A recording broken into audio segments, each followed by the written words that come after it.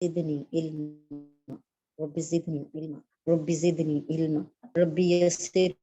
ولا تعسر وتمم بالخير وبك نستعين اللهم اجرني في مصيبتي واخلف لي خيرا منها اللهم صل على سيدنا ومولانا محمد وعلى آله وصحبه وبارك وسلم اعوذ باللہ من الشیطان الرجیم بسم اللہ الرحمن الرحیم ان الذین کفروا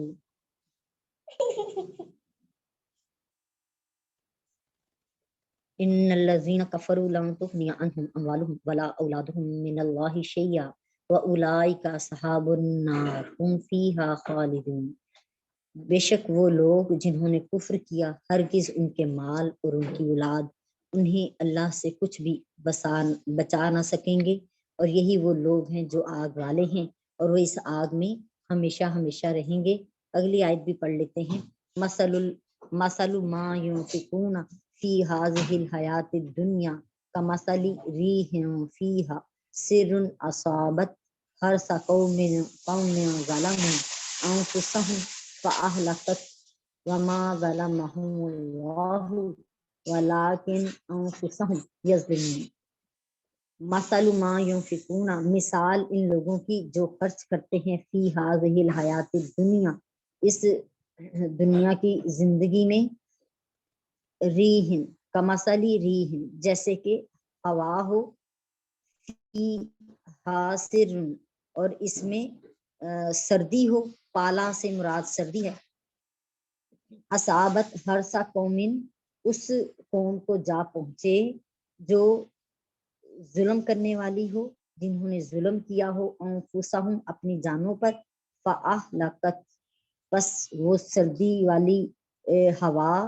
انہیں ہلاک کر ڈالے، وما ظلمہم اللہ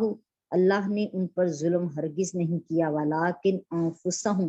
یظلمون لیکن وہ خود ہی اپنی جانوں پر ظلم کرنے والے تھے۔ ان کافروں کی مثال جنہوں نے اس دنیا میں خرچ کرتے ہیں، ان کی مثال اس ہوا کی طرح ہے جس میں سخت جلا دینے والی سخت سردی ہے، جو ان لوگوں کی کھیتیوں پر پہنچے جنہوں نے اپنی جانوں پر ظلم کیا ہے، پھر وہ ہوا اس کھیت کو جلا ڈالے، اور اللہ تعالیٰ نے ان پر ظلم نہیں کیا لیکن وہ خود ہی اپنی جانوں پر ظلم کرتے ہیں۔ اعوذ باللہ من الشیطان الرجیم بسم اللہ الرحمن الرحیم۔ پیچھے ہم نے آیت نمبر 116 رہے تھے، سٹارٹ کی تھی اس کو، اور 16 اور 17 دونوں کو پڑھیں گے۔ اس سے پہلی آیتوں میں اللہ تعالیٰ نے مومنین کی صفات بیان کی تھی، اب ان آیتوں میں ان کے مقابلے میں کفار کے حال احوال بیان ہو رہے ہیں۔ سو ان آیات میں کفار پر وعید بیان کی جا رہی ہے کہ وہ اپنے خیال میں دنیا میں جو کچھ بھی نیکی کے راستے میں خرچ کرتے ہیں سب رائے گا ہو جائے گا، اور ان سے اللہ تعالیٰ کے عذاب کو ہرگز دور نہیں کر سکے گا۔ وہ سب کچھ، اور یہود، منافقین، مشرکین نبی کریم علیہ السلام کی دشمنی میں آپ سرکار دو عالم علیہ السلام کو نقصان پہنچانے کے لیے جو اپنا مال خرچ کرتے ہیں، اپنے اس خرچ پر خوش ہوتے ہیں اور فخر کرتے ہیں، اللہ تعالیٰ نے فرمایا ان کے یہی مال اور ان کی اولاد ان کو اللہ کے عذاب سے ہرگز نہیں بچا سکیں گے۔ مال اور اولاد کا بالخصوص ذکر اس لیے فرمایا کہ انسان اپنی جان کے لیے کبھی مال کا فدیہ دیتا ہے، کبھی اولاد کے ذریعے اپنے آپ کو دکھ اور تکلیف سے بچاتا ہے۔ اللہ تعالیٰ نے اور آیات میں بھی یہ فرمایا کہ قیامت کے دن مال اور اولاد کسی شخص کو اللہ کے عذاب سے نہیں بچا سکیں گے، جیسے سورہ شعراء کی آیت نمبر 91 میں اللہ تعالیٰ فرماتے ہیں جس دن نہ مال نفع دے گا نہ بیٹے۔ سورہ آل عمران کی آیت نمبر 88 میں بتایا سو ان میں سے کسی سے زمین بھر سونا بھی ہرگز قبول نہیں کیا جائے گا، خواہ وہ اسے فدیے میں دے دیں۔ سورہ سبا کی آیت نمبر 37 میں اللہ پاک کچھ یوں بیان کرتے ہیں تمہارے مال اور اولاد ایسے نہیں ہیں جو تم کو ہم سے قریب کر دے۔ کفار اپنے اموال کو، اپنے مالوں کو دنیا کے جھوٹے اغراض یعنی مقاصد اور دنیاوی لذتوں کے لیے خرچ کرتے ہیں، اور اگر وہ مال کو غریبوں کی مدد کے لیے یا نیکی کے راستوں میں خرچ کرتے ہیں تو لوگوں کو دکھانے کے لیے، سنانے کے لیے، اس پر تعریف چاہنے کے لیے، شہرت کے لیے، فخر کے لیے خرچ کرتے ہیں، اللہ کے لیے خرچ نہیں کرتے۔ اور اگر اللہ کے لیے خرچ کرتے تو اس کی پہلی شرط اللہ اور اس کے رسول پر ایمان لانا تھا، لیکن وہ زیادہ تر اپنے اموال کو اللہ کے راستوں سے روکنے کے لیے استعمال کرتے ہیں، نبی کریم علیہ الصلوۃ والسلام کی اتباع سے منع کرنے کے لیے خرچ کرتے ہیں، آپ سرکار دو عالم علیہ السلام کی دشمنی اور آپ کی مخالفت میں اپنے مالوں کو خرچ کرتے ہیں۔ اور یہ کفار جو اللہ کی مرضی کے خلاف اپنے مالوں کو خرچ کرتے ہیں، ان کے خرچ کیے جانے کی مثال اس طرح ہے جس طرح ظالموں کے کھیت پر سخت جلا دینے والی سرد ہوا آ پہنچے اور اس کے کھیت کو جلا ڈالے، یعنی اس سردی کی وجہ سے ساری کھیتی برباد ہو جائے۔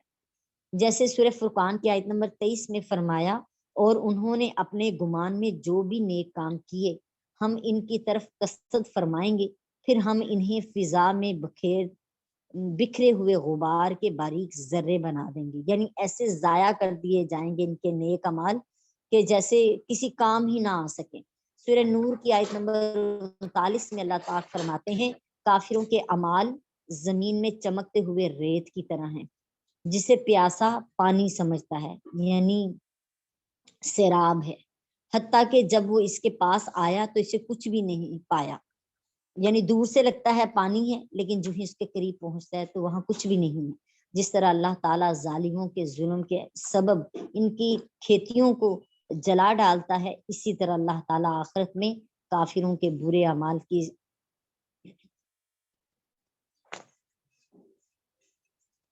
اللہ تعالیٰ آخرت میں کافروں کے اعمال کو برباد کر دے گا، رائے گاں کر دے گا اور ان کے اعمال کو قبول نہیں فرمائے گا۔ اللہ تعالیٰ اپنے بندے پر ظلم نہیں کرتا بلکہ انہی کے برے اعمال کی انہیں سزا دی جاتی ہے۔ انہوں نے خود اپنی جانوں پہ یہ ظلم کیا ہے اور ایمان کے ساتھ ایسے اعمال کر کے نہ لائے جنہیں اللہ تعالیٰ قبول فرما لیتا، کیونکہ اللہ تعالیٰ نے یہ قاعدہ بیان فرمایا ہے کہ وہ ایمان کے بغیر کسی شخص کا کوئی نیک عمل قبول نہیں فرماتا۔ جیسے سورہ نحل کی آیت نمبر 97 میں، یعنی ایمان لانا پہلا کام تھا اور وہ ایمان نہیں لائے، اور ایمان نہ لانے کی صورت میں جب انہوں نے نیک کام کیے بھی تو وہ نیک کام کیے ہوئے بھی ان کے کام نہیں آ سکیں گے۔ جیسے اللہ پاک فرما رہے ہیں سورہ نحل کی آیت نمبر 97 میں، جس مرد یا عورت نے نیک عمل کیا بشرط یہ کہ وہ مومن ہو تو ہم اس کو ضرور پاکیزہ زندگی کے ساتھ زندہ رکھیں گے اور ہم ان کے بہترین کاموں کا ان کو ضرور اجر عطا فرمائیں گے۔ ان آیات میں اللہ تعالیٰ نے ظاہر اور واضح طور پر فرما دیا ہے کہ اللہ تعالیٰ کافروں کے کسی نیک عمل کو قبول نہیں فرماتا اور ان کے تمام اعمال آخرت میں ضائع ہو جائیں گے۔ نیک اعمال کے قبول ہونے کی شرط ایمان ہے۔ اللہ تعالیٰ ہمارے ایمان کو سلامت رکھے اور ایمان پر جینا اور ایمان پر ہمارا خاتمہ فرمائے۔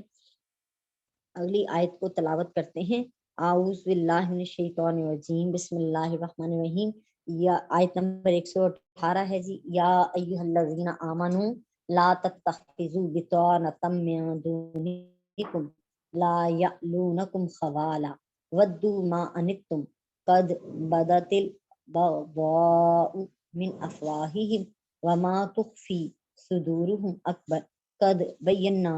لکم الآیات ان کنتم تعقلون۔ یا ایھا الذین آمنوا، اے ایمان والو، لا تتخذوا بطانة من دونکم، نہ تم رازدار بناؤ یا دوست بناؤ، من دونکم، اپنوں کے سوا، لا یألونکم، نہیں وہ کمی کریں گے، خبالن، خرابی مچانے میں یا تباہی مچانے میں، ودو ما انتم، وہ تو چاہتے ہیں کہ تم تکلیف پاؤ، قد بدت البغضاء من افواہہم، البتہ ان کی دشمنی، ان کا بغض ان کے منہوں سے واضح ہو چکا ہے، ظاہر ہو چکا ہے، وما تخفی صدورکم اکبر، اور جو ان کے سینوں میں چھپا ہوا ہے وہ بغض اس سے بھی بڑھ کر ہے، بڑا ہے۔ قد بینا لکم الآیات، بے شک ہم نے تمہارے لیے آیتیں کھول کر بیان کر دی ہیں، ان کنتم تعقلون،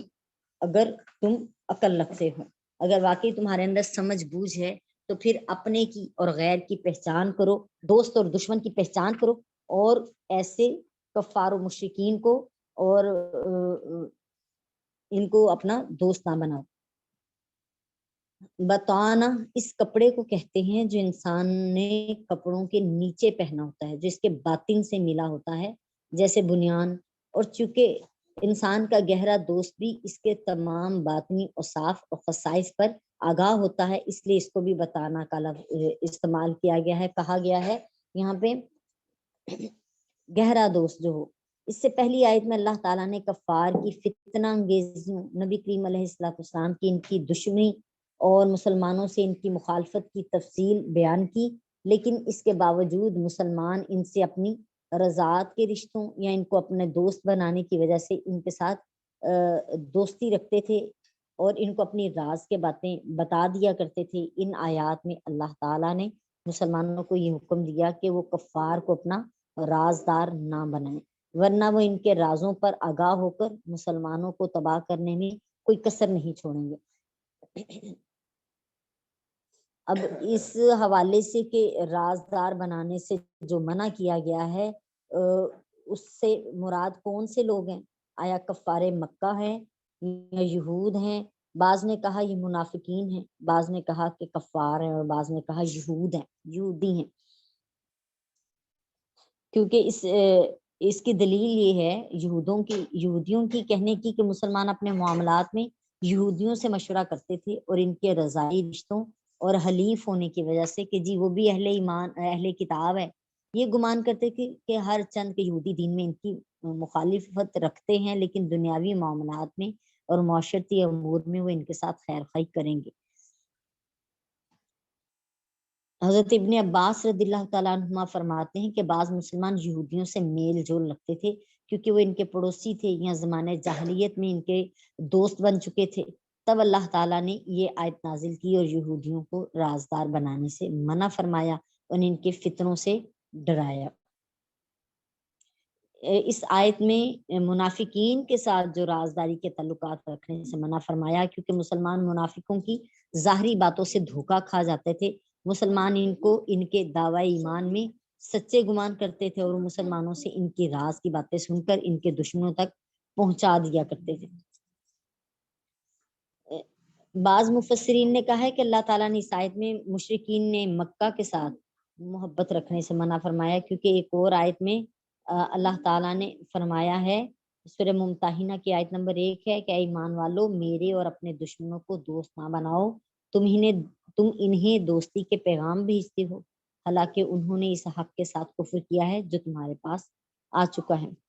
حضرت انس بن مالک رضی اللہ تعالیٰ عنہ بیان کرتے ہیں کہ نبی کریم علیہ السلام نے فرمایا مشرکین کی آگ سے روشنی حاصل نہ کرو اور نہ ہی اپنی گشتریوں میں کسی عربی کا نام نقش کرو. اس کی تفسیر میں کہا کہ یعنی مشرکین سے اپنے امور میں مشورہ نہ لو اور انگوٹھیوں میں نبی کریم علیہ السلام کا نام نقش نہ کرو. ان آیات میں مسلمانوں کو کفار کے ساتھ دوستی اور محبت کے تعلق رکھنے سے منع فرمایا اور وہ کفار کو تحفہ اور ہدیہ وغیرہ دیں اور ایک دوسرے کو دعوتیں کریں اور اپنے دینی اور دنیاوی معاملات میں ان سے مشورہ کریں کیونکہ کفار مسلمانوں کو نقصان پہنچانے اور ان کے معاملات بگاڑنے میں حد المقدور کوشش کرتے ہیں اور ان کی تمنا یہ ہوتی ہے کہ مسلمانوں کو مصائب اور تکلیفیں پہنچائیں اور ان کی دنیا اور آخرت تباہ ہو جائے. جب وہ مسلمانوں سے باتیں کرتے ہیں تو اس وقت بھی ان کی باتوں سے دشمنی ظاہر ہوتی ہے اور ان کے چہرے جو ہیں قبیدہ خاطر ہوتے ہیں، وہ مسلمانوں کی کتاب اور ان کے نبی کے کو جھٹلاتے ہیں اور ان کے دلوں میں اسلام اور مسلمانوں کے خلاف جو کینہ ہے، جو بغض بھرا ہوا ہے، وہ بیان سے باہر ہے. اللہ پاک فرما رہے ہیں ہاں انتم اولائی تحبونہم ولا یحبونکم وتؤمنون بالکتاب کلہ واذا لقوکم قالوا آمنا واذا خلوا عدوا علیکم الانامل من الغیظ قل موتوا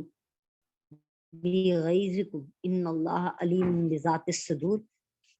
اور تم وہ ہو، سنو تم ان سے محبت کرتے ہو، ہاں انتم اور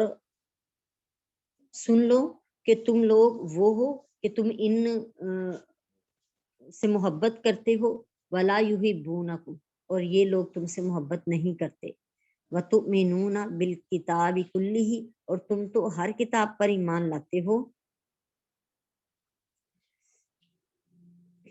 وَإِذَا لَقُوكُمْ، اور جب وہ لوگ تم سے ملتے ہیں، قَالُوا آمَنَّا، تو تم سے کہتے ہیں ہم ایمان لائے، وَإِذَا خَلَوْا، اور جب وہ الگ ہوتے ہیں،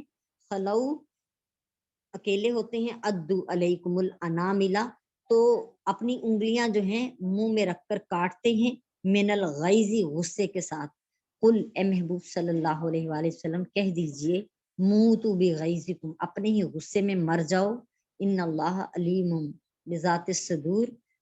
بے شک اللہ تعالیٰ تو سینوں کی باتوں کو جاننے والا ہے۔ اللہ پاک فرما رہے ہیں آیت نمبر 119 میں کہ سنو مسلمانوں، تم ان یہود و نصارہ اور کفار مکہ اور منافقین سے محبت کرتے ہو، حالانکہ وہ تم سے محبت نہیں کرتے، اور تم تمام کتابوں پر ایمان رکھتے ہو، تو مسلمانوں کے کافروں سے محبت کرنے اور ان کے محبت نہ کرنے کے جو مقامات ہیں وہ کون کون سے ہیں دیکھ لیتے ہیں۔ نمبر 1 ہے کہ مسلمان یہ چاہتے تھے کہ وہ اسلام لے آئیں، کیونکہ دنیا اور آخرت کی سب سے بڑی دولت اسلام ہے، اور یہ ان کی محبت تھی، اور یہودی یہ چاہتے تھے کہ مسلمان اسلام پر قائم نہ رہیں تاکہ وہ دین اور دنیا میں ہلاک ہو جائیں، اور یہ ان کی محبت نہ کرنا تھا۔ مسلمان اپنی رشتہ داریوں کی وجہ سے بھی ان سے محبت کرتے تھے، اور وہ مسلمانوں کے مسلمان ہونے کی وجہ سے ان سے محبت نہیں رکھتے تھے، چونکہ منافقین نے بظاہر اسلام قبول کر لیا تھا، اس لیے بھی مسلمان ان سے محبت رکھتے تھے، چونکہ ان کے دلوں میں کفر تھا، اس لیے وہ مسلمانوں سے محبت نہیں کرتے تھے۔ مسلمان یہ نہیں چاہتے تھے کہ وہ کسی تکلیف اور مصیبت میں گرفتار ہوں، اس کے برخلاف یہ لوگ جو تھے وہ مسلمانوں کی بربادی اور تباہی چاہتے تھے۔ مسلمان ان کو بڑی سادہ طریقے سے ان کو اپنا رازدار بنا لیا کرتے تھے، اپنے راز کی باتیں ان کو بتا دیتے تھے، جبکہ ان کی منافقت کا عالم یہ تھا کہ ظاہر کچھ اور تھا، باطن کچھ اور تھا، اندر سے کیونکہ وہ منافقت رکھتے تھے تو مسلمانوں کو اپنے راز نہیں بتاتے تھے۔ اس کے برعکس مسلمان جو ہیں وہ اپنے راز جو ہیں ان کے سامنے کھول دیا کرتے تھے۔ اسی آیت میں آگے اللہ پاک فرما رہی ہیں، اور جب وہ تم سے ملتے ہیں تو کہتے ہیں ہم ایمان لے آئے، جب اکیلے ہوتے ہیں تو تمہارے خلاف غصے سے انگلیاں کاٹتے ہیں اپنے منہ میں رکھ کے، آپ کہہ دیجئے کہ تم اپنے غصے میں مر جاؤ، بے شک اللہ دل کی باتوں کو خوب جاننے والا ہے۔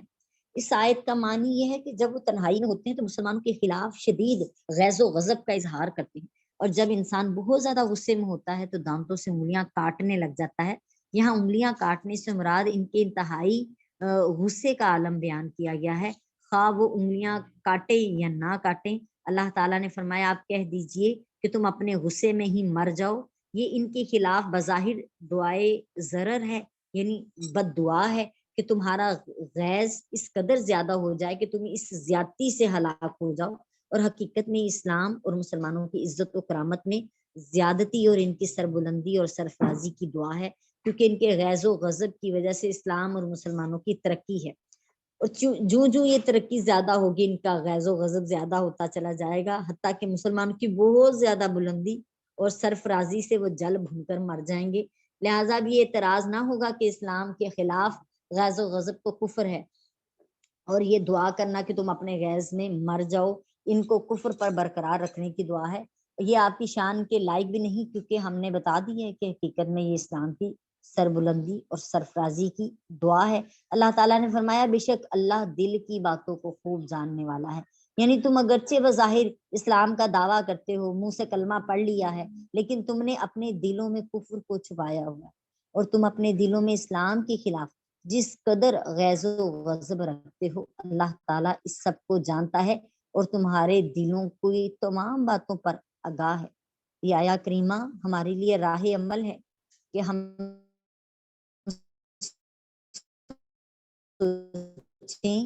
دیکھیں کیا ہم آج مومن حالت کیفیت تو نہیں ہے کہ زبان سے تو ہم کلمہ پڑھتے ہیں، اسلام کے رنگ سے محبت نہیں ہے، جو اسلام نے ہمیں تہذیب دی ہے سچائی کی، پردے کی، نمازی ہونے کی اور غیبت سے بچ کے رہنے کی، اسی طرح اسراف نہ کرنے کی، اللہ کی نعمتوں کو ضائع نہ ہونے دینے کی، اور بخل سے بچنے کی، یہ ساری اسلامی تہذیبیں ہی تو ہیں جو ہمیں سکھائی گئی ہیں۔ تو کیا ہم ان کے حوالے سے، اسلامی رنگ کے حوالے سے ہمارے عقائد کیا ہیں؟ ہمارے دل میں اس ایمان کی کیفیت کیا ہے؟ کیا مومن کا حق نہیں کہ جب اس کو پتا چلے کہ اللہ تعالیٰ کو تو یہ رنگ پسند ہے، اور مومن کو پتا چلے اللہ تعالیٰ تو سچ کو پسند کرتا ہے، اللہ تعالیٰ غیبت کو ناپسند کرتا ہے، اور اللہ تعالیٰ نے قرآن میں کہہ دیا وَلَا تَجَسَّسُوا، کہ ٹو نہ لگاؤ، تو کیا پھر ہمیں ان چیزوں سے بچنا نہیں چاہیے؟ اور ہمیں دل سے بھی تو ایمان لانا چاہیے، اور دل سے لبیک کہنا چاہیے اپنے مالک کو، اور اپنے اندر کی ان غلطیوں کو دور کرنا چاہیے۔ آیت نمبر 120 میں اللہ تعالیٰ بیان فرماتے ہیں اِن تَمْسَسْكُمْ حَسَنَةٌ تَسُؤْهُمْ وَإِن تُصِبْكُمْ سَيِّئَةٌ يَفْرَحُوا بِهَا وَإِن تَصْبِرُوا وَتَتَّقُوا لَا يَضُرُّكُمْ كَيْدُهُمْ شَيْئًا إِنَّ اللَّهَ بِمَا يَعْمَلُونَ مُحِيطٌ۔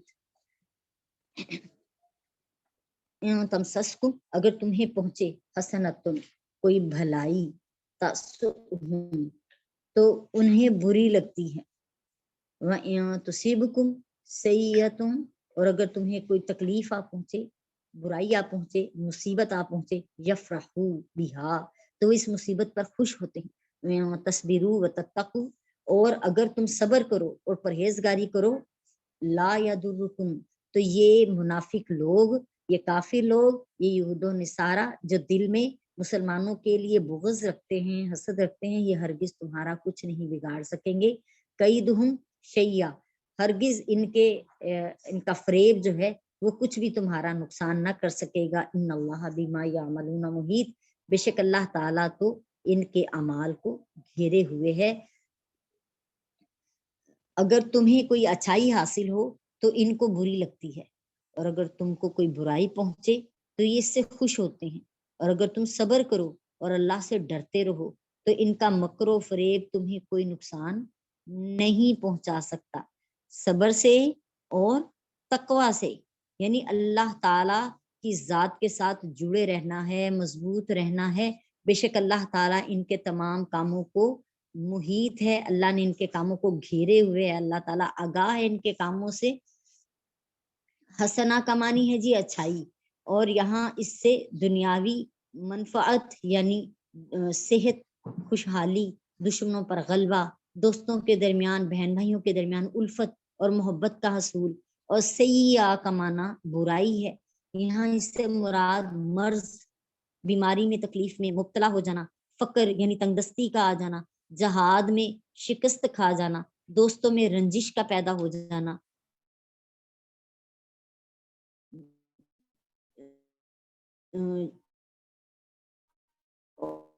اور جدائی کا ہو جانا، چلو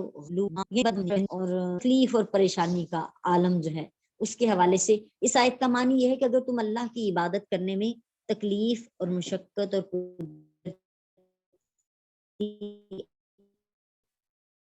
آفتوں اور مصائب پر صبر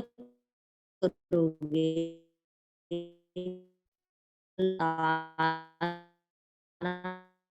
کی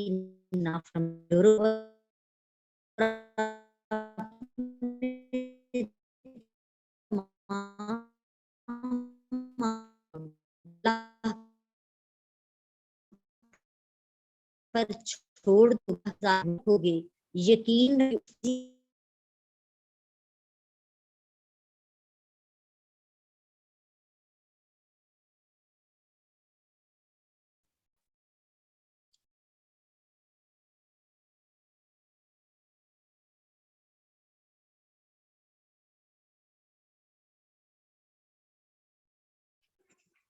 بسم اللہ الرحمن الرحیم۔ خفیہ تدبیر سے مراد جی قید کا معنی ہے کہ ایک انسان دوسرے انسان کو نقصان پہنچانے کے لیے جو خفیہ تدبیر کرتا ہے، اور حضرت ابن عباس رضی اللہ تعالیٰ عنہما نے فرمایا کہ یہاں قید کا معنی عداوت ہے۔ خلاصہ یہ ہے کہ اللہ تعالیٰ نے انسان کو عبادت کرنے کے لیے پیدا کیا ہے. سو جس شخص نے اپنے اس مقصد کو، تخلیق کو پورا کیا اور عالم ارواح میں اللہ تعالیٰ سے کیے ہوئے وعدے کو پورا کیا، تو اللہ تعالیٰ بہت کریم ہے، وہ اس کو اپنی حفاظت میں رکھے گا اور اس کے خلاف اس کے دشمنوں کا کوئی حربہ کارگر نہیں ہوگا. اللہ تعالیٰ فرماتے ہیں سورہ طلاق کی آیت نمبر 2 اور 3 میں، اور جو اللہ سے ڈرے اللہ اس کی مشکلات سے نجات کی راہ پیدا کر دے گا اور اس کو وہاں سے روزی دے گا جہاں سے اس کا گمان بھی نہ ہو، اور جو اللہ پر بھروسہ رکھے گا تو وہ اللہ اس کے لیے کافی ہے. اس کے بعد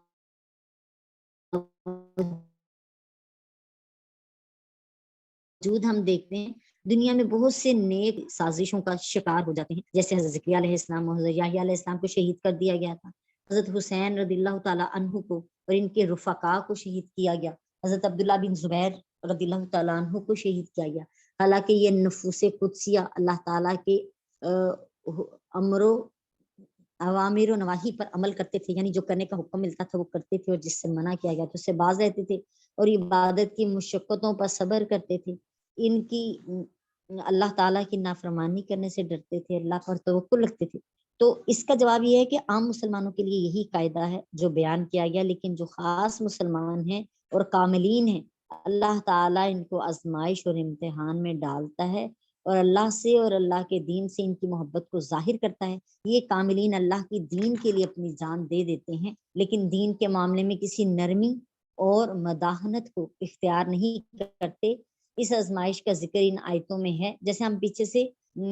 تقیہ کا پڑھ کے آئے تھے کہ تقیہ جو ہے یعنی جہاں اپنی جان کا خطرہ ہے وہاں پہ آپ اپنی جان بچانے کے لیے کچھ اس طرح کا معاملہ کر سکتے ہیں کہ حق بیان چاہے نہ ہو رہا ہو اپنی جان بچا لیں، لیکن یہ درجہ عام بندے کے لیے ہے. اس کی نسبت جو حق کو اس ٹائم پہ بیان کر دے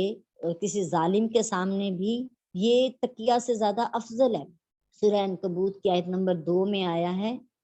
کہ کیا لوگوں نے یہ گمان کر لیا ہے کہ وہ ان کے اس کہنے پر چھوڑ دیے جائیں گے کہ ہم ایمان لے آئے ہیں اور ان کو آزمایا نہیں جائے گا.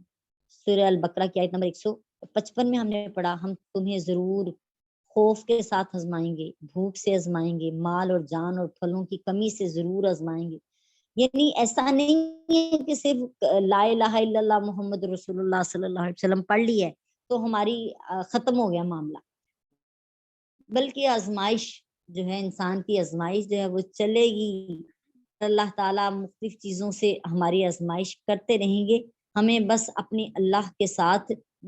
اخلاص کے ساتھ ایمانداری کے ساتھ جڑنا ہے. اور وہ ایمانداری یہی ہے کہ جب انسان خیانت کرنے لگے تو وہ سوچے کہ میرا اللہ مجھے دیکھ رہا ہے. جب انسان بے پردہ ہونے لگے تو سوچے کہ میرا مالک مجھے دیکھ رہا ہے اور میں نے اللہ کی بارگاہ میں اس کے لیے جواب دہ ہونا ہے. جب اس پر کوئی غم آئے تو پھر اس پر صبر کرے اور یہ سوچے کہ میرا اللہ مجھے دیکھ رہا ہے، میرے مالک جو ہے اس سے اچھا بدل جو ہے مجھے دے گا.